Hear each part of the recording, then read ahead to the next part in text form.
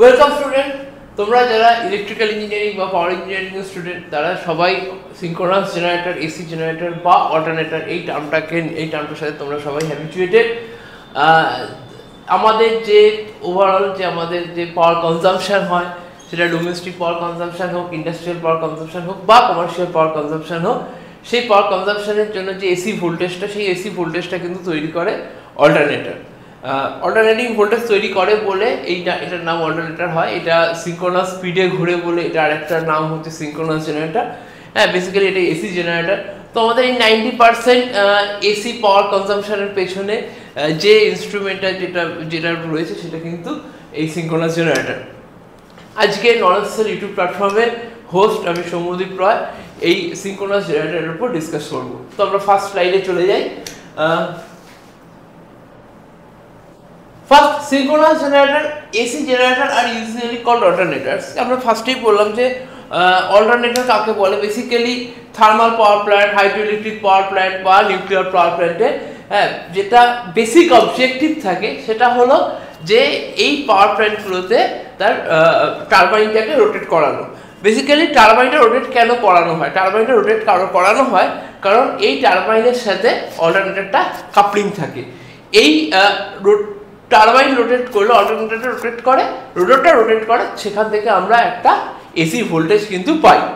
তো rotating machine that rotate at a speed fixed by supply frequency and the number of poles is called synchronous machine. এইখানে এই অল্টারনেটরের তার synchronous স্পিডটা দুটো টার্মের উপর dependent.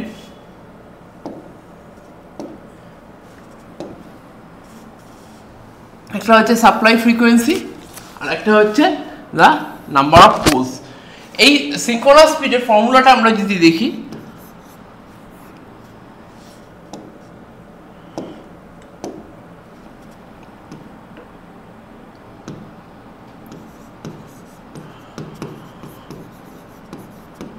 synchronous speed in S is equal to 120 into F by P। এখানে F হচ্ছে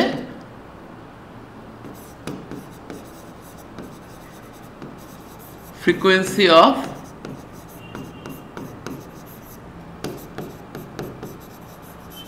supply voltage, P হচ্ছে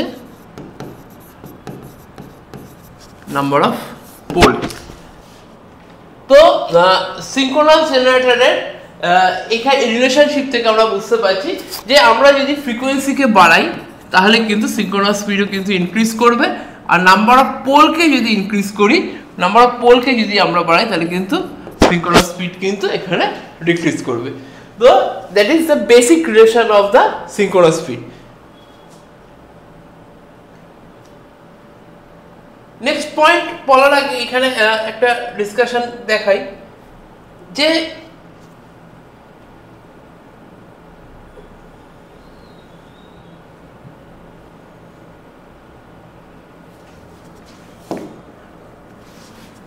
এর আগে আমরা আরেকটা যে মেশিন রয়েছে ডিসি মেশিন দেখেছি। অ্যাকচুয়ালি মেশিনের দুটো পার্ট, একটা স্ট্যাটিক পার্ট যেটাকে স্টেটর বলে আর একটা রোটেটিং পার্ট যেটাকে রোটর বলে। তো ডিসি মেশিনে স্টেটর আর রোটরের মধ্যে রোটরে থাকতো আর্মেচার ওয়াইন্ডিং, স্টেটরে থাকতো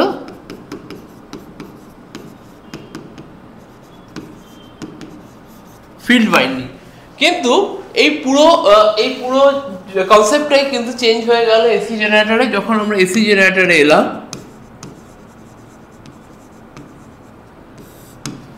এসি জেনারেটরে এই ফিল্ড ওয়াইন্ডিংটা কিন্তু এখানে কিন্তু রোটেটিং বা রোটর পার্ট, আর আর্মেচার ওয়াইন্ডিংটা কিন্তু এখানে স্ট্যাটিক পার্ট, এটাকে আমরা স্টেটর বলছি, এটাকে আমরা রোটর বলছি। তো কেন এই চেঞ্জটা হলো? That is the most important একটা এখানে একটা লজিক রয়েছে যে এই চেঞ্জটা কেন হলো, কেন ফিল্ড ওয়াইন্ডিং এসি জেনারেটরের ক্ষেত্রে কেন ফিল্ড ওয়াইন্ডিং রোটেটিং এন্ড কেন armature winding static. Basically armature winding থেকে আমরা 3 ফেজ এসি আউটপুট পাই, আর ফিল্ড ওয়াইন্ডিং এ যেটা কাজ করে সেটা হচ্ছে একটা ডিসি কাজ করে। তাহলে এই কনসেপ্ট থেকে বোঝা যাচ্ছে যে আর্মেচার ডিল করে 3 ফেজ এসি নিয়ে, ফিল্ড ডিল করে ডিসি নিয়ে, যেখানে armature winding is bulky than field winding. তার জন্য কনস্ট্রাকশনের দিক থেকেও আর্মেচার কিন্তু অনেক বাল্কি ফিল্ডের থেকে। তো যে জিনিসটা বাল্কি সেইটাকে আমরা যদি রোটেট করাতে চাই, সেই জিনিসটাকে যদি আমরা রোটেট করাতে চাই, কুল ডাউন করতে চাই, সেখানে কিন্তু অনেক ডিফিকাল্টিস আসবে দেন যেটা আমাদের লাইট ওয়েটে রয়েছে। তার জন্য যে মেন 4টে পয়েন্টকে আমরা হাইলাইট করেছি, মানে নেক্সট আমাদের পয়েন্ট হচ্ছে advantage of rotating field. First point যেটা আমরা দেখব সেটা হচ্ছে stationary armature is more easily insulated for the high voltage for which the alternator is design. আমরা যেহেতু স্টেশনারি আর্মেচার, যেহেতু যেখানে ফিল্ডস নিয়ে ডিল করছি, যেটা বাল্কি, যেহেতু সেটা স্টেশনারি, তার জন্য এটাকে কিন্তু আমরা ইজিলি ইনসুলেটেড করতে পারি। কিন্তু যেখানে আমরা এখানে যদি আর্মেচারটা রোটেটিং হতো তাহলে কিন্তু সেখানে যেহেতু এটা স্ট্যাটিক রয়েছে তাই এটা আমি ইজিলি ইনসুলেটেড করতে পারি। এটা যদি রোটেটিং পার্ট হতো তাহলে তার ইনসুলেশনে কিন্তু ডিফিকাল্টিস আসতো। সেকেন্ড পয়েন্ট কি, the armature winding being stationary আর not subjected to vibration and centrifugal force. হ্যাঁ, খুব ইম্পর্টেন্ট জিনিস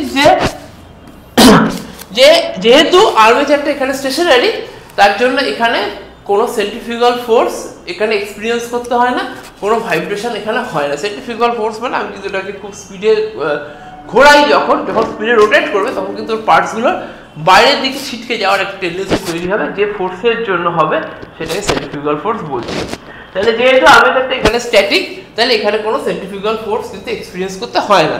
ফিল্ডের ক্ষেত্রে এখানে ফিল্ড যেহেতু রোটেটিং, তাই ফিল্ডের ক্ষেত্রে এখানে কিন্তু সেন্ট্রিফিউগাল ফোর্স রোটেট করতে হয়, কিন্তু সেখানে তার অ্যামাউন্ট, তার ম্যাগনিটিউডটাও কম, কারণ এখানে ফিল্ড কিন্তু লাইট ওয়েটেড। নেক্সট পয়েন্ট হচ্ছে the output current can be taken directly from the fixed terminal on the stationary armature without the slip ring and brushes. যে কোনো রোটেটিং পার্ট থেকে যদি আমরা কারেন্ট কালেক্ট করতে যাই, যেটা খুব ইম্পর্টেন্ট পয়েন্ট, যে কোনো রোটেটিং পার্ট থেকে যদি আমরা কারেন্ট কালেক্ট করতে যাই তাহলে সেখানে কিন্তু ব্রাশ বা স্লিপ রিং এর দরকার পড়ে। যেমন আমরা ডিসি মেশিনের ক্ষেত্রে দেখেছি, ডিসি মেশিনের, ডিসি জেনারেটরের ক্ষেত্রে যখন আমরা কারেন্ট কালেক্ট করেছি তখন আমরা কিন্তু ব্রাশ দিয়ে কারেন্ট কালেক্ট করেছি। কোনো রোটেটিং পার্ট থেকে কারেন্ট কালেক্ট করতে গেলে সেখানে ব্রাশের দরকার পড়ে। যেহেতু অল্টারনেটরে আর্মেচারটা স্ট্যাটিক, তার জন্য এখানে কোনো ব্রাশের দরকার নেই। আর তার থেকে সবচেয়ে, যেহেতু ব্রাশ নেই তাই এখানে কোনো স্পার্ক হওয়ার কিন্তু কোনো রকম চান্স নেই। That is a important point. Next point হচ্ছে the field winding is less bulky than the armature winding. Obviously field winding less bulky, the size of the machine is therefore reduced। যেহেতু যে rotating পার্টটা এখানে light weighted আর heavy পার্টটা হচ্ছে এখানে static, তার জন্য এখানে কি হয়েছে, তার জন্য টোটাল যে সাইজটা আছে, টোটাল মেশিনের যে সাইজটা রয়েছে, the size of the machine is therefore reduced, তার জন্য এখানে সাইজটা কিন্তু ছোট হয়ে যাচ্ছে। The last point, cooling off the field winding is easier than the armature winding. যেহেতু ফিল্ড ওয়াইন্ডিংটা এখানে লাইট ওয়েটেড, তার জন্য cooling off the field winding কিন্তু অনেক ইজিয়ার দেন আর্মেচার ওয়াইন্ডিং। তো এইটা হলো advantages of rotating field alternator. Next পয়েন্টে আসি, সিনক্রোনাস স্পিড। সিনক্রোনাস স্পিডের আমরা ডিসকাস করেছি। আমরা একটা সিনক্রোনাস মেশিনের একটা কনসেপ্ট হচ্ছে either synchronous machine is runs at synchronous speed or it can not be started. হয় এটা আমার সিনক্রোনাস স্পিডে রোটেট করবে, নাহলে এটা ঘুরবেই না। তাই সিনক্রোনাস স্পিড কার উপর ডিপেন্ডেন্ট, দুটো প্যারামিটারের উপর ডিপেন্ডেন্ট, একটা ফ্রিকোয়েন্সি, একটা number of pole. ns is equal to 120 f/p। ফ্রিকোয়েন্সির সাথে synchronous speed directly proportional. Frequency বাড়লে সিনক্রোনাস স্পিড বাড়বে, আর পোল বাড়লে 1/p, যেহেতু পোল বাড়লে, নাম্বার অফ পোল বাড়লে সিনক্রোনাস স্পিড কিন্তু কমবে। এইটা হচ্ছে রিলেশনশিপ। নেক্সট হচ্ছে কনস্ট্রাকশন। কনস্ট্রাকশনে আমি বলেছি যে কনস্ট্রাকশনের বেসিক্যালি দুটো পার্ট, একটা স্টেটর, একটা রোটর। এখানে বলেছি যে similar to the other rotating machine and alternator consist of the two main parts, namely the stator and the rotor. The stator is the stationary part. Stator is the stationary part of the machine. It carries the armature winding, এখানে স্টেটরে কে থাকে, এখানে স্টেটরে থাকে armature winding, in which the voltage is generated, the output of the machine is taken from the stator. আমরা stator থেকে যে armature winding রয়েছে সেখান থেকে আমরা থ্রি ফেজ আউটপুটটা কিন্তু পাই।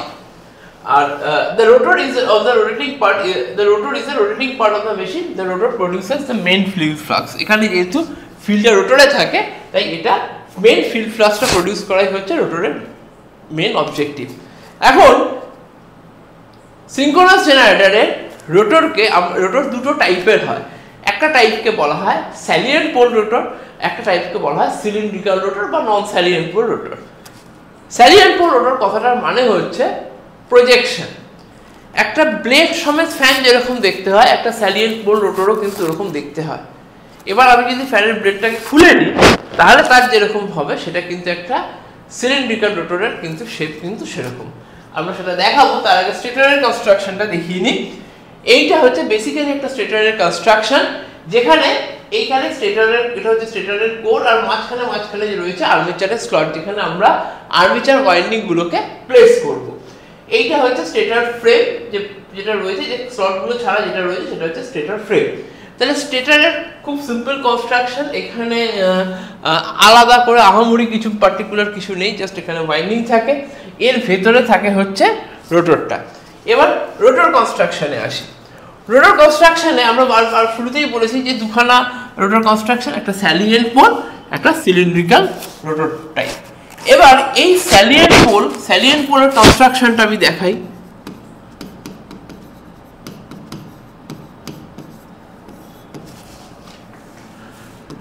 সিলিন্ড্রিক্যালের আরেকটা নাম নন স্যালিয়েন্ট পোল, সেটা এখানে লিখছি। নন স্যালিয়েন্ট পোল আর সিলিন্ড্রিক্যাল একই। এর কনস্ট্রাকশনটা হচ্ছে, স্যালিয়েন্ট পোলের কনস্ট্রাকশনটা হচ্ছে, এর ডায়ামিটার কিন্তু অনেক বেশি, কিন্তু এর এই এলটা কিন্তু অনেক কম। উল্টো দিকে নন স্যালিয়েন্ট পোলের ক্ষেত্রে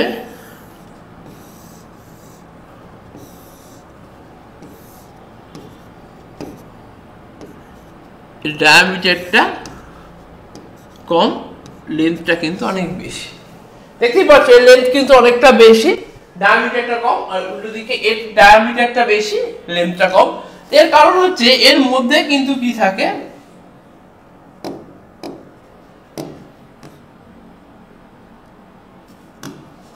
এর মধ্যে ব্লেড, যেহেতু এরকম করে ব্লেড থাকে, আমি কনস্ট্রাকশনটা দেখাবো, যেহেতু এর ভেতরে এরকম ব্লেডগুলো প্রজেক্টেড থাকে তার জন্য এর ডায়ামিটারটা বেশি হয়। জেনারেলি হাই স্পিড অ্যাপ্লিকেশনের ক্ষেত্রে, যেমন ধরো থার্মাল পাওয়ার প্ল্যান্ট, যেখানে অনেক স্পিডে ঘোরে, এই হাই স্পিড অ্যাপ্লিকেশনের ক্ষেত্রে কিন্তু নন স্যালিয়েন্ট পোল ইউজ করা হয়। এটা হচ্ছে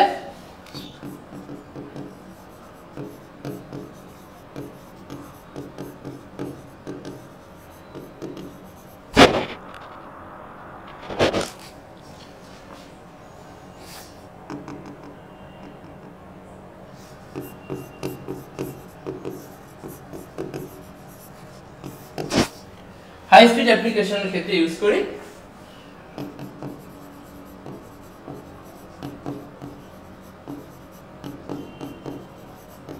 thermal power plant. Salient pole structure কিন্তু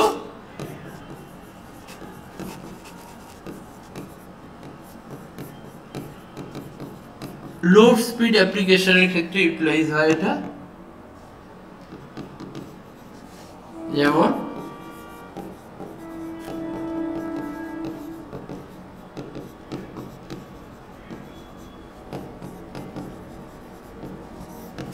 হাইড্রোইলেকট্রিক পাওয়ার প্ল্যান্ট। তো এইটা হচ্ছে স্যালিয়েন্ট পোল কনস্ট্রাকশন, আর এটা লো স্পিড অ্যাপ্লিকেশনের ক্ষেত্রে ইউজ হচ্ছে। হাইড্রোইলেকট্রিক পাওয়ার প্ল্যান্ট হচ্ছে এর एग्जांपल, এটা হচ্ছে থার্মাল পাওয়ার প্ল্যান্ট হচ্ছে এর एग्जांपल। একটু ছবিতে দেখাই কনস্ট্রাকশন কিরকম। রাইট হ্যান্ড সাইডের ছবিটা হচ্ছে সিলিন্ড্রিক্যাল স্ট্রাকচার, দেখছি এখানে কোনো ব্লেডের ব্যাপার নেই, একটা সিলিং ফ্যানের জাস্ট আমি যদি ব্লেডগুলোকে খুলে নিই তাহলে জাস্ট স্লটগুলো রয়েছে। এই কনস্ট্রাকশনটা হচ্ছে সিলিন্ড্রিক্যাল রোটরের কনস্ট্রাকশন। উল্টো দিকে আমরা এখানে দেখতে পাচ্ছি এইটা হচ্ছে salient pole, 6 pole salient pole construction. যেখানে 6খানা পোল কিসের উপর রয়েছে, সেন্টারে রয়েছে, এখানে এর সেন্টারে রয়েছে শ্যাফটটা, এই শ্যাফটের চারপাশে শ্যাফটটাকে সেন্টার করে রয়েছে একটা স্টিল স্পাইডার রয়েছে, তার ওখান থেকে আমার প্রত্যেকটা পোল কিন্তু এখান থেকে বেরিয়েছে। 6খানা পোল রয়েছে, পোলের এই সামনের দিকে যে ইউ শেপটা রয়েছে এটাকে পোল ফেস বলে, বাকি মাঝখানটাকে পোল বডি বলে, আর এইখানে থাকে ফিল্ড ওয়াইন্ডিং, এটা হচ্ছে ফিল্ড ওয়াইন্ডিং, এদিকে এই দুদিকে থাকে ফিল্ড ওয়াইন্ডিং। ড্যাম্পার পার্টস এই উপরে এগুলো হচ্ছে ড্যাম্পার পার্টস থাকছে, আর রিবেট দিয়ে এটা জয়েন করা থাকে। তো বেসিক্যালি যেহেতু পোলগুলো এরকম প্রজেক্টেড, তাই এটাকে স্যালিয়েন্ট পোল কনস্ট্রাকশন বলে। এই স্যালিয়েন্ট পোল কনস্ট্রাকশন যেহেতু ব্লেডগুলো বেরিয়ে রয়েছে, তার কিন্তু এগুলো কিন্তু সেন্ট্রিফিউগাল ফোর্স কিন্তু এগুলো এখানে এক্সপেরিয়েন্স করে। তো এই হলো স্টেটর আর রোটরের কনস্ট্রাকশন। খুব জিস্ট ওয়েতে আমি বলে দিলাম যে বেসিক যে জায়গাটা, আশা করছি এখান থেকে তোমাদের কাছে ক্লিয়ার হয়ে যাবে। নেক্সট হচ্ছে এক্সাইটেশন সিস্টেম। এক্সাইটেশন সিস্টেম কিন্তু খুব ইম্পর্টেন্ট একটা পার্ট। এই এক্সাইটেশন সিস্টেম কাকে বলে, যে কোনো মেশিনে ফিল্ড ওয়াইন্ডিং এ ডিসি সাপ্লাই করাকে বলা হয় এক্সাইটেশন।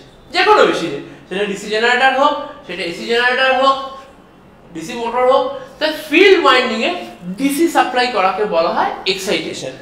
এইখানে কি করে হয়, যেমন অল্টারনেটর এই যেহেতু এসি মেশিন, অবভিয়াসলি ফিল্ডে ডিসি দরকার, সেই ফিল্ডে ডিসি সাপ্লাই কে করছে, একটা ডিসি জেনারেটর করছে। এই পার্টিকুলার ডিসি জেনারেটরটা এই অল্টারনেটরের ফিল্ডে ডিসি সাপ্লাই করছে। এখন এই ডিসি জেনারেটরটারও কিন্তু ফিল্ড ওয়াইন্ডিং রয়েছে, তাহলে তার ফিল্ড ওয়াইন্ডিংও কিন্তু ডিসি সাপ্লাই করতে হবে। তাহলে যখন এই ডিসি জেনারেটরটা, যেটা কিনা অল্টারনেটরকে ফিল্ডে ডিসি সাপ্লাই করছে, তার যখন ফিল্ডে ডিসি সাপ্লাই করতে হবে, তখন কিন্তু আরেকটা ছোট ডিসি জেনারেটর থেকে কিন্তু সেখানে ডিসি যাবে। তাহলে এই ডিসি জেনারেটর থেকে এই ছোট ডিসি জেনারেটর থেকে এই বড় ডিসি জেনারেটরে কিন্তু এখানে কিন্তু এর ফিল্ড ওয়াইন্ডিং এ ডিসি সাপ্লাই করা হচ্ছে। আবার এই ছোট ডিসি জেনারেটরের কিন্তু ফিল্ড ওয়াইন্ডিং এ ডিসি প্রয়োজন, সেটা কোথা থেকে করা হচ্ছে, সেটা একটা ব্যাটারি থেকে করা হচ্ছে। এখন তোমাদের মাথায় এই কোয়েশ্চেনটা অ্যারাইজ করবে যে আমরা তো ব্যাটারি থেকে ডাইরেক্ট আমরা এই অল্টারনেটরের ফিল্ড ওয়াইন্ডিং এ ডিসি দিতে পারতাম, তাহলে আমার দুখানা ডিসি জেনারেটর কিন্তু লাগতো না। হ্যাঁ, এটা কিন্তু ঠিক কথা, আমরা কিন্তু এইভাবে সিস্টেমটাকে রান করাতে পারতাম, আমরা ব্যাটারি থেকে ডাইরেক্ট অল্টারনেটরে আমরা কিন্তু ডিসি সাপ্লাই করতে পারতাম। কেন করি না, তার কারণ হচ্ছে আমরা আগে বলে এই দুটো নাম, যেটা অল্টারনেটরকে যে ডিসি জেনারেটরে ডিসি সাপ্লাই করে তাকে বলা হয় এক্সাইটার, আর এই এক্সাইটারের ফিল্ড ওয়াইন্ডিং এ যে ডিসি জেনারেটরে ডিসি সাপ্লাই করে তাকে বলা হয় পাইলট এক্সাইটার। এখন যদি আমি ব্যাটারিটা থেকে ডাইরেক্ট আমি অল্টারনেটরে ডিসি সাপ্লাই করতাম, তাহলে ব্যাটারির সাইজটা কিন্তু, তার ক্যাপাসিটিটা কিন্তু অনেক বেশি হতে হতো, হ্যাঁ, সেখানে কস্টিং অনেক বেশি হতো। কিন্তু আমি যদি তার জায়গায় দুখানা ডিসি জেনারেটর ইউজ করি, একটা এক্সাইটার একটা পাইলট এক্সাইটার ইউজ করি, আর এই ব্যাটারি থেকে পাইলট এক্সাইটারকে যদি আমি ডিসি দিই, তাতে কি হয়, তাতে কস্টিং কিন্তু অনেকটা কমে যাবে। এই সিস্টেমটাকে বলা হচ্ছে excitation system of synchronous machine. এই এক্সাইটেশন সিস্টেমটা কিন্তু ব্রাশলেস ওয়েতে করা যায়, যেটা খুব মডার্ন সিস্টেম। সেই মডার্ন সিস্টেমটার নাম হচ্ছে ব্রাশলেস এক্সাইটেশন সিস্টেম, সেটা আমরা নেক্সট স্লাইডে দেখাবো। তো ওভারঅল জিনিসটা হচ্ছে এখানে এরকম, অল্টারনেটর যে কিনা 3 ফেজ এসি আউটপুট দিচ্ছে, তার ফিল্ড ওয়াইন্ডিং এর ডিসি প্রয়োজন, সেটা একটা ডিসি জেনারেটর দিচ্ছে, সেটাকে এক্সাইটার বলছে। সিমিলারলি এই ডিসি জেনারেটরের কিন্তু ফিল্ড ওয়াইন্ডিং এর ডিসি প্রয়োজন, সেটা আরেকটা ছোট ডিসি জেনারেটর দিচ্ছে, সেটাকে পাইলট এক্সাইটার বলছে। এই ছোট ডিসি জেনারেটরের কিন্তু আবার একটা ফিল্ড ওয়াইন্ডিং এর ডিসি প্রয়োজন, সেটা কিন্তু ব্যাটারি থেকে সাপ্লাই হচ্ছে। Next, brushless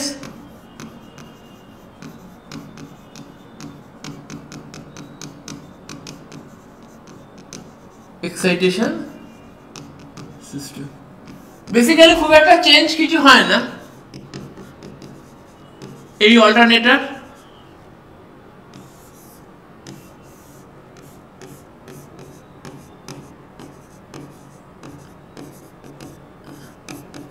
three phase AC output পাচ্ছি। এই অল্টারনেটরকে চালানোর জন্য আমরা আরেকটা এসি জেনারেটর নিচ্ছি, যেই এসি জেনারেটর থেকে যে আউটপুট এসিটা পাচ্ছি সেটা আমরা রেকটিফায়ার থেকে ডিসিতে কনভার্ট করে এই ফিল্ড ওয়াইন্ডিং এ পাঠাচ্ছে। চেঞ্জ কোথায় হলো, আমরা ডিসি জেনারেটরের জায়গায় আমরা একটা এসি জেনারেটর নিলাম, যেই এসি জেনারেটরের এসি আউটপুটটা আমরা একটা রেকটিফায়ার ইউজ করে ডিসি তে কনভার্ট করলাম, দেন সেটা আমরা অল্টারনেটরে পাঠালাম।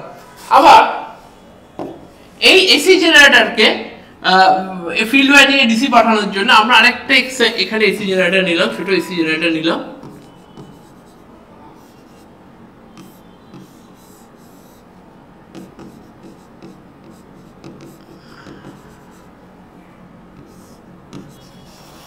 এই এসি জেনারেটরের এসি আউটপুটটাকে রেকটিফায়ার দিয়ে ডিসি করে এই এসি জেনারেটরের ফিল্ড ওয়াইন্ডিং এ পাঠালাম। এই এসি জেনারেটরের ফিল্ড ওয়াইন্ডিং এ যে ডিসিটা লাগবে সেটা আরেকটা এসি জেনারেটর থেকে নিয়ে সেটাকে রেকটিফাই করে পাঠালাম। এইটাকে বলা হচ্ছে পাইলট এক্সাইটার, আর এটাকে বলা হচ্ছে এক্সাইটার। এই এসি জেনারেটরের আবার এখানে পাঠানোর জন্য আমরা ব্যাটারি ইউজ করলাম। তাহলে এই গোটা সিস্টেমে যেহেতু আমরা সব এসি জেনারেটর নিয়েছি, তাহলে এখানে ব্রাশে আমরা এতক্ষণ দেখেছি যে এসি জেনারেটরের ব্রাশের দরকার পড়ছে না, যেহেতু আমরা একটা স্ট্যাটিক পার্ট থেকে কারেন্ট কালেক্ট করছি, এখানে ব্রাশের দরকার পড়ছে না। তাহলে এই সিস্টেমটা হলো ব্রাশলেস এক্সাইটেশন সিস্টেম। এটা খুব ইম্পর্টেন্ট টপিক এসি জেনারেটরের জন্য। নেক্সট আসি EMF equation of the synchronous machine. EMF equation of the synchronous machine করতে গেলে আমাকে ফার্স্ট কিছু অ্যাসাম্পশন নিতে হবে। Late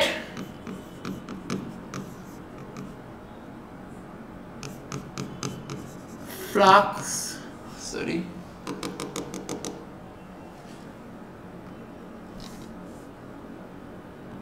phi equals to useful flux per pole in Weber.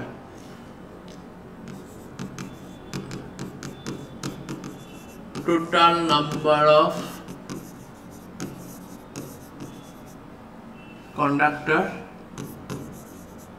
per phase.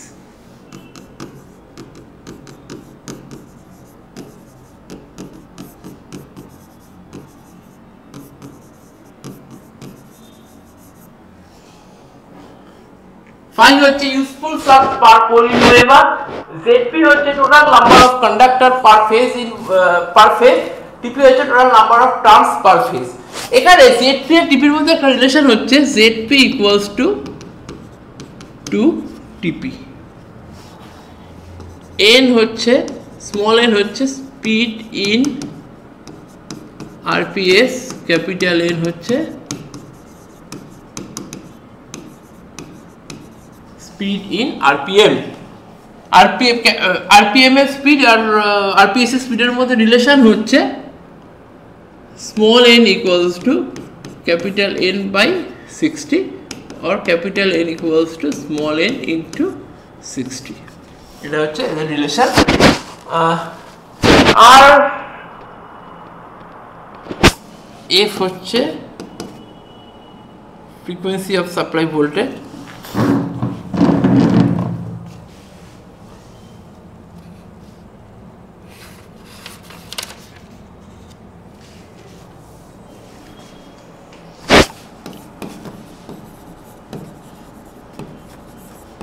frequency of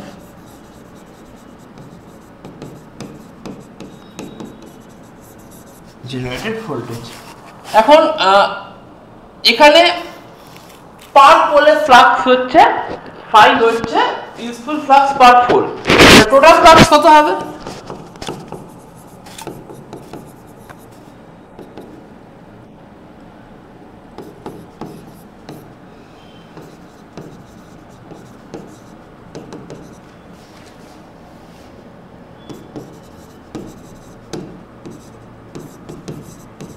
where P is the number of pole, total flux হচ্ছে P phi। average voltage generated per conductor এর formula আছে average voltage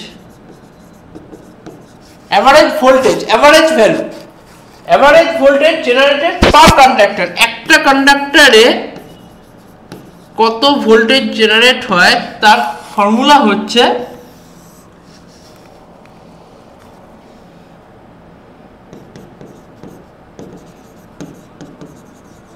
total flux by time taken for one revolution in second.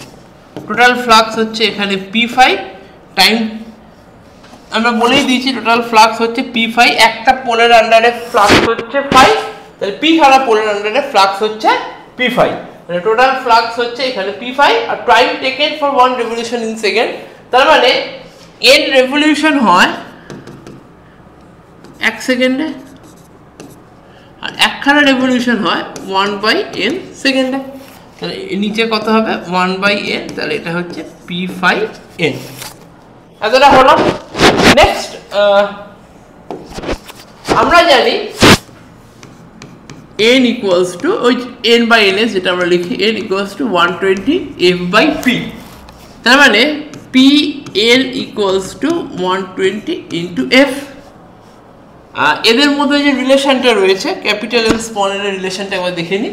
Capital n is equal two small n into 60, তাহলে আমরা small n into 60 120 into f, তাহলে pl equals to 2f। এখানে 60 আর 120 কেটে এখানে 2f হয়ে গেল। যেটা লাস্ট আমরা পেয়েছিলাম অ্যাভারেজ ভোল্টেজ জেনারেটেড পার কন্ডাক্টর, একটা কন্ডাক্টরে কত ভোল্টেজ তৈরি হয় সেটা p5n।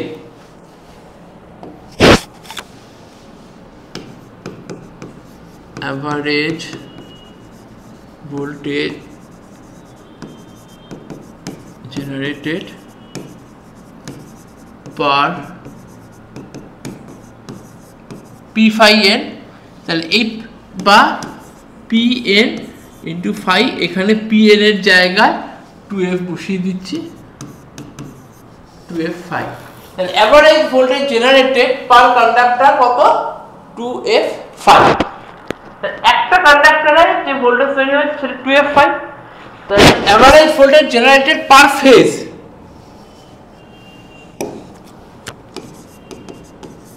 অ্যাভারেজ ভোল্টেজ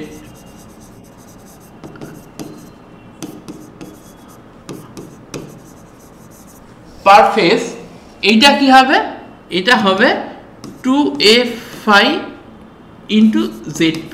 আমরা zp হচ্ছে total number of conductor per phase, সেটাকে আমরা এখানে মাল্টিপ্লাই করে দিলাম, তাহলে সেটা থেকে আসছে 2f5, zp এর জায়গায় আমরা 2tp লিখতে পারি because zp equals to 2tp, মানে 4f5 tp হয়ে গেল।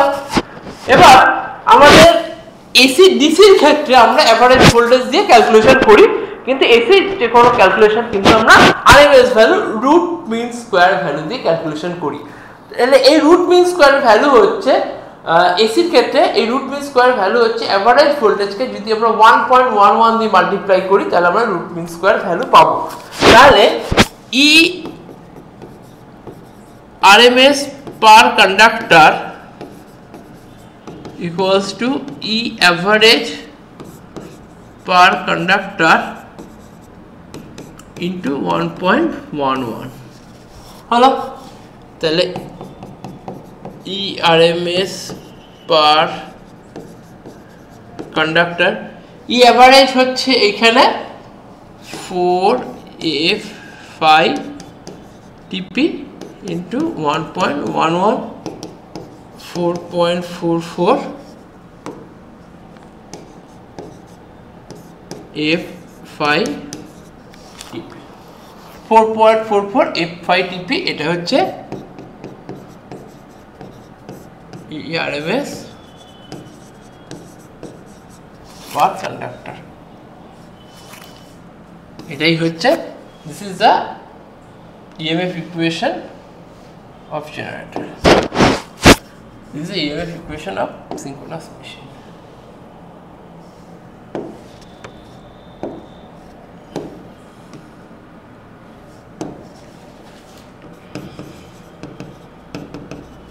Is the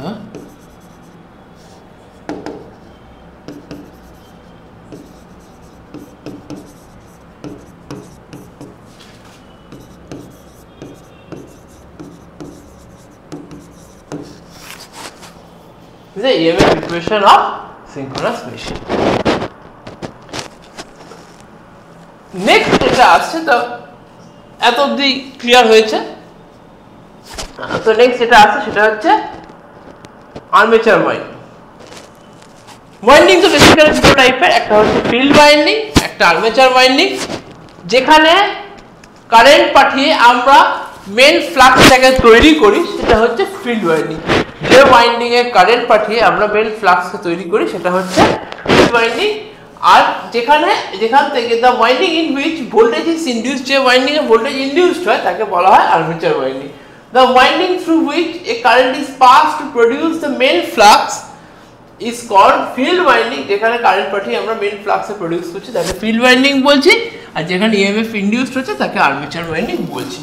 এখানে তিনটে কনস্ট্রাকশন দেখানো হয়েছে, তিনটে জিনিস। যেটা হচ্ছে ফার্স্ট হচ্ছে টার্ন দেখানো হয়েছে। টার্ন হচ্ছে এই যে আমরা Z2 2TP করেছি, দুখানা আমরা কন্ডাক্টর নিয়ে একটা এই টোটাল টার্ন তৈরি হয়। দুটো কন্ডাক্টর দুদিকে রয়েছে, এটা একটা কন্ডাক্টর,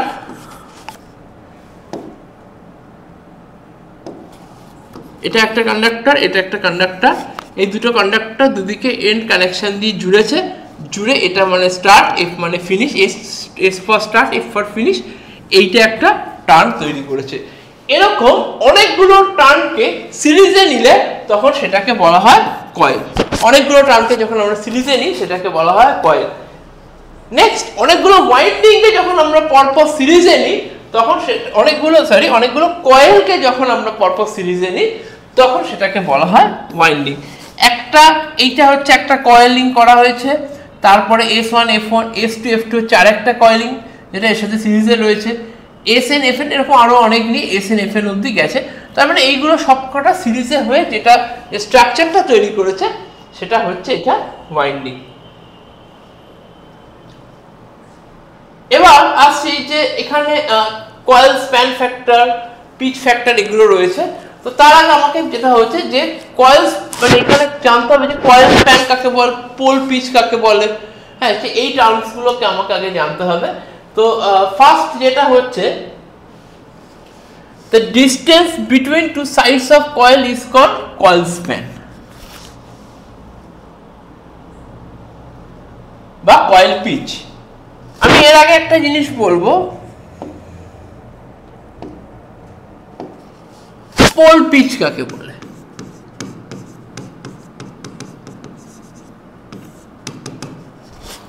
এই একটা পোল, এই একটা পোল, এটা 1 নম্বর পোল, 2 নম্বর। The angular distance between two adjacent pole is called pole pitch.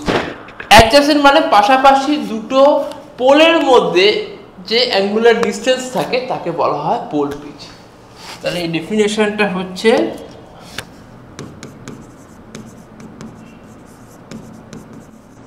the angular distance between two poles is called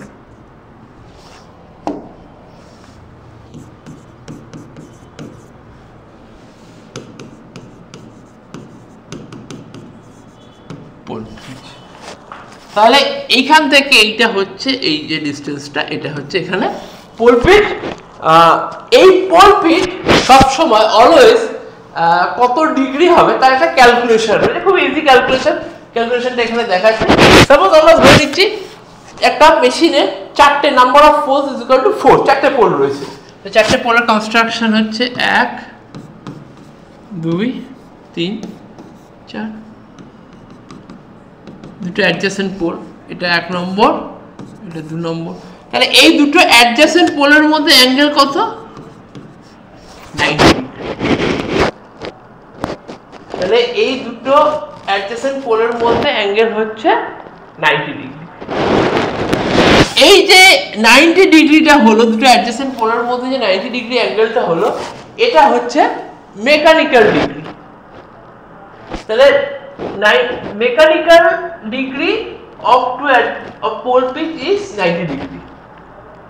কিন্তু ইলেকট্রিক্যালি এই ডিগ্রিটা সবসময় 180 ডিগ্রি ইলেকট্রিক্যাল ডিগ্রি হয়।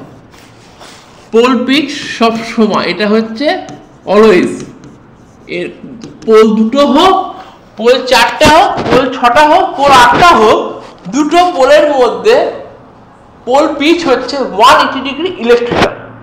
আমি ওই জন্য ইডি লিখে দিয়েছি, ইলেকট্রিক্যাল ডিগ্রি 180 ইলেকট্রিক্যাল, এটা কিন্তু মাস্ট।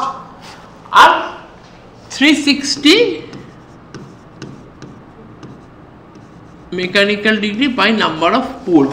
দেখো মিলে যায় কিনা। 4টে পোল আছে আমাদের এখানে, 4টে পোল আছে, তাহলে 4টে পোল দিলে কত হচ্ছে, পি এর জায়গায় 4 বসালে 360 ডিভাইডেড বাই 4 90 ডিগ্রি ডিগ্রি আছে। আর ইলেকট্রিক্যাল ডিগ্রি সব সময়, এটাও কিন্তু এই যে 90 ডিগ্রি করেছি এটা কিন্তু মেকানিক্যাল ডিগ্রি, কিন্তু এই দুটো পোলের মধ্যে ইলেকট্রিক্যাল ডিগ্রি হচ্ছে 180 ডিগ্রি ইলেকট্রিক্যাল। এইটা হচ্ছে বেসিক ফান্ডা। এটা গেল পোল পিচ। এবার এর মধ্যে থাকে কয়েল, সেই কয়েলের দুটো সাইড থাকে।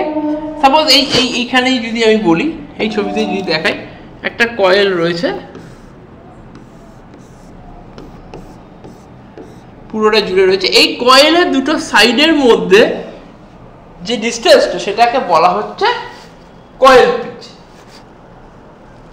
The distance between the two sides of a coil is called coil pitch. এই হিসাবে কয়েলিং কিন্তু দুরকম হয়, একটা ফুল পিচ কয়েল হয়, একটা শর্ট পিচ কয়েল হয়। যখন পুরো পোল জুড়ে কয়েলটা থাকে তখন সেটাকে বলা হয় ফুল পিচ কয়েল। পুরো পোল, দুটো pole, N pole S pole, এখানে দেখাচ্ছি দুটো পোল এন পোল আর এস পোল, এই পুরোটা জুড়ে কয়েলটা রয়েছে, এইটা হচ্ছে একটা ফুল পিচ কয়েল। আর এক্ষেত্রে দেখো এই ছবিটাতে দেখো এন পোল আর এস পোল পুরোটা জুড়ে কিন্তু কয়েলটা নেই, কতটা গ্যাপ রয়েছে, এখানে এই আলফা একটা গ্যাপ রয়েছে, এটাকে বলা হয় শর্ট পিচ কয়েল। তাহলে এটা হচ্ছে ফুল পিচ কয়েল, এটা হচ্ছে short pitch coil. A coil having a span equal to 180 electrical is called full pitch coil. তার মানে যখন এইটা এই কয়েলের গ্যাপটাও, কয়েলের ডিসটেন্সটাও যখন 180 হয়ে যাচ্ছে, ফুল পিচের পোল পিচের ডিসটেন্স 180 ডিগ্রি, কয়েলের পিচের ডিসটেন্সটাও যদি 180 হয়ে যায় তাহলে সেটা ফুল পিচ কয়েল। কিন্তু এই ক্ষেত্রে এটা 180 ডিগ্রি হচ্ছে না, কত হচ্ছে, আলফা কম আছে, তাহলে 180 ডিগ্রি মাইনাস আলফা হচ্ছে এখানে কয়েল পিচ। তার জন্য এটাকে কি বলা হচ্ছে, এটাকে শর্ট পিচ কয়েল বলা হচ্ছে। এখন এর যখন আমরা ফেজার ডায়াগ্রাম ড্র করব, এই কয়েল সাইড 1, কয়েল সাইড 1 দুটো কয়েল রয়েছে। কয়েল সাইড 1 এর জন্য যে ভোল্টেজটা পাবো সেটা হচ্ছে EC1। কয়েল সাইড 2 এর জন্য সিমিলার ভোল্টেজ পাবো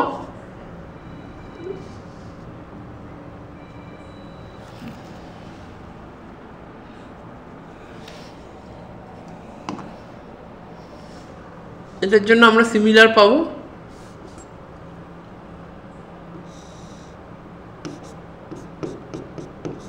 EC2, এটা আর এটা কিন্তু সমান।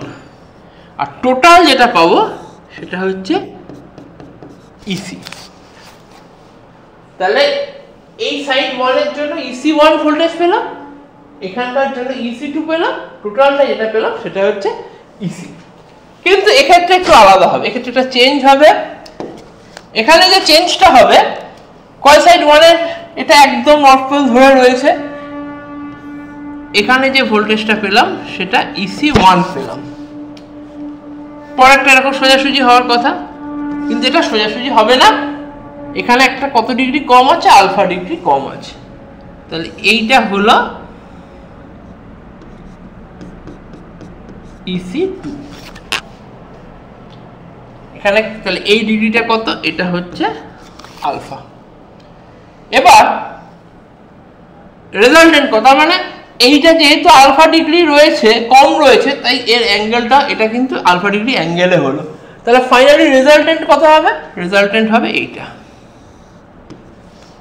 এটা যখন রেজাল্টেন্ট হবে, এটা এখানে করি, এইটা হচ্ছে 90 ডিগ্রি, এটা হচ্ছে 90 ডিগ্রি।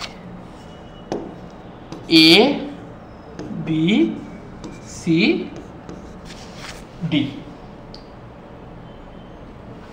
আমরা জানি এই বাইরের কোণটা ভেতরের দুটো কোণের যোগফলের সমান হয়, তাহলে এই বাইরের কোণটা আলফা, আর এখানে এইটা আর এইটা দুটোই সমান, এই দুটোই এবি ইকুয়ালস টু বিসি। তার জন্য এই কোণ দুটো, এই অ্যাঙ্গেল দুটো কিন্তু সমান, আর এই অ্যাঙ্গেল দুটোর যোগফল যোগ করে হবে আলফা। তার জন্য এই অ্যাঙ্গেলটা হবে আলফা বাই 2, এই অ্যাঙ্গেলটা হবে আলফা বাই 2। এই আলফা বাই 2, এটা আলফা বাই 2, কারণ এখানে AB is equal to the BC, তার জন্য দুটো অ্যাঙ্গেলই সমান, আর এই দুটো অ্যাঙ্গেল যোগ করে এই বাইরের আলফাটা হবে। তাহলে এই যে এসিটা, এটা হয়ে গেল এখানে এর এটা হয়ে গেল এর ফেজার সাম।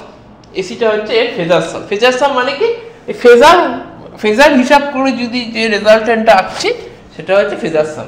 এক্ষেত্রে ফেজার সাম আর অ্যারিথমেটিক সাম কিন্তু সেম, কিন্তু এক্ষেত্রে অ্যারিথমেটিক সাম যদি ধরতাম তাহলে এটাকে অ্যাঙ্গেল করতাম না, অ্যাঙ্গেলটাকে অ্যাভয়েড করলেই যেটা হবে সেটা কিন্তু হয়ে যাবে অ্যারিথমেটিক সাম।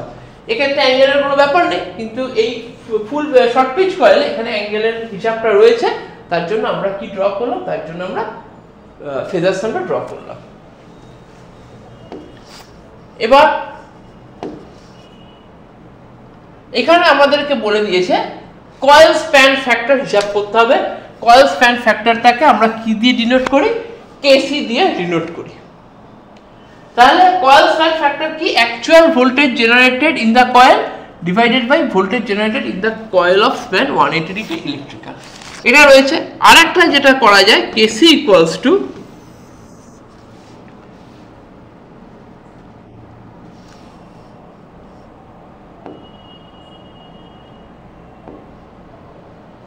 এখানে অ্যারিথমেটিক সাম আর ফেজার সাম আমরা পড়ে দেখিয়ে দিয়েছি।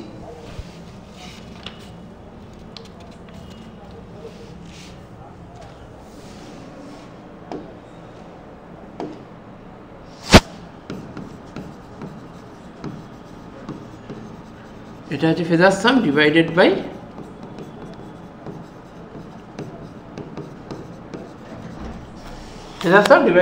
Arithmetic sum. Sum of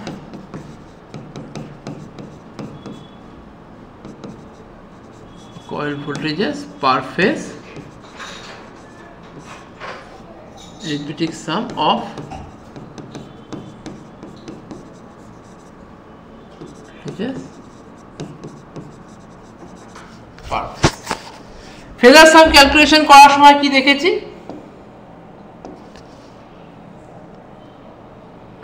phasor সাম হচ্ছে এখানে এসি, আর অ্যারিথমেটিক সাম হচ্ছে এই এবি দুবার এবি নিলে যেটা হবে সেটা অ্যারিথমেটিক সাম। এটাতে একটার জন্য করেছি, যদি আরেকটা অ্যারিথমেটিক সাম যদি অ্যাঙ্গেলটা না থাকতো এই বরাবর হতো, তাহলে 2ab হচ্ছে এখানে অ্যারিথমেটিক সাম, ফেজার সাম হচ্ছে এসি। এসি ইকুয়ালস টু আবার 2ad, কারণ এসিটা কি এই দুটো সমান, তাহলে এসি ইকুয়ালস টু 2ad। এটা হচ্ছে আমার ফেজার সাম, আর এদিকে 2ab, এটা হচ্ছে আমার অ্যারিথমেটিক সাম। তাহলে এসি বাই 2ab,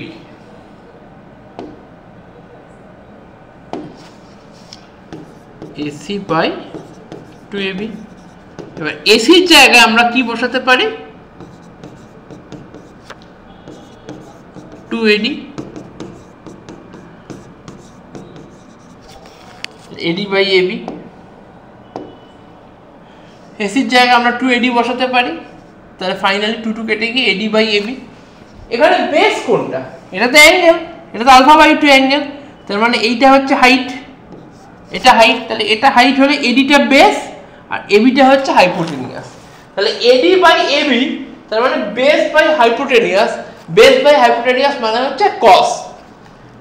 এখানে আমার এসছে এডি বাই এবি, অ্যাঙ্গেলটা কত, আলফা বাই 2, তাহলে এটা হবে cos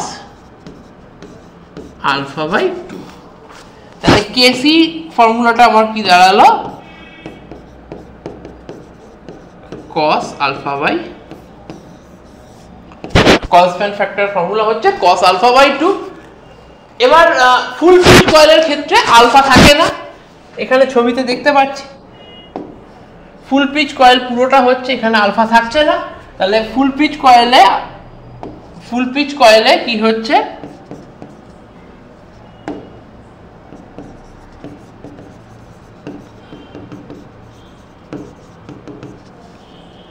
alpha equals to 0 degree, মানে KC equals to 1। Full pitch কয়েলে coil span factor 1, short pitch কয়েলে কয়েল স্প্যান ফ্যাক্টর 1 থেকে কম হবে। এটা গেল কয়েল স্প্যান ফ্যাক্টর। নেক্সট যেটা আসছে যে এই ফুল পিচ আর শর্ট পিচ কয়েলের মধ্যে অ্যাডভান্টেজেস কিন্তু শর্ট পিচ কয়েল। তার পেছনে দুটো রিজন আমি এখানে মেনশন করেছি। The first one is there is a saving in the conductor material. যেহেতু এখানে শর্ট পিচ কয়েল ছোট টার্নস হচ্ছে, তাই এখানে কন্ডাক্টর মেটেরিয়াল কিন্তু সেভ হচ্ছে। আর শর্ট পিচ কয়েল ইউজ করলে এটা কিন্তু ডিস্টর্টিং হারমোনিক্সকে এটা কিন্তু কমিয়ে দেয়, reduces the effect of distorting harmonics. এটা হচ্ছে শর্ট পিচ কয়েলের অ্যাডভান্টেজ। তো এই ভিডিওতে এত অবধি আমরা ডিসকাস করলাম, কয়েল স্প্যান ফ্যাক্টর অবধি ডিসকাস করলাম। এই ভিডিওতে আমরা এই coil span factor of alternator অবধি ডিসকাস করলাম। এর পরের ভিডিওতে আমরা এরপর থেকে ফার্দার ডিসকাশন করব। এই ভিডিওটা তোমাদের যদি ভালো লাগে অবশ্যই একটা লাইক করো। আর এই টোটাল ক্লাসের উপর তোমাদের যদি কোনো কোয়েশ্চেন অ্যারাইজ করে, কোনো কোয়ারি থাকে, তোমরা কমেন্ট সেকশনে জানিও, আমরা অবশ্যই রিপ্লাই করব। নলেজ সেলের সাথে তোমরা যদি অ্যাটাচ হতে চাও, আমাদের কন্ট্যাক্ট ডিটেলস দেওয়া রয়েছে। আমাদের ডিটেলস ভিডিও বা সাজেশন বলো বা এর উপর কোনো নোটস বলো, সেগুলো তোমরা পেয়ে যাবে নলেজ সেল অ্যাপ থেকে, যেটা গুগল প্লে স্টোরে অ্যাভেলেবেল। আর এরকম ধরনের ভিডিওতে তোমরা যদি পেতে চাও বা তোমাদের কাছে যদি খুব হেল্পফুল হয়, তোমরা অবশ্যই চ্যানেলটাকে সাবস্ক্রাইব করো, তাহলে আমাদের আপকামিং ভিডিওগুলো তোমাদের কাছে কিন্তু টাইম টু টাইম পৌঁছে যাবে। Thank you.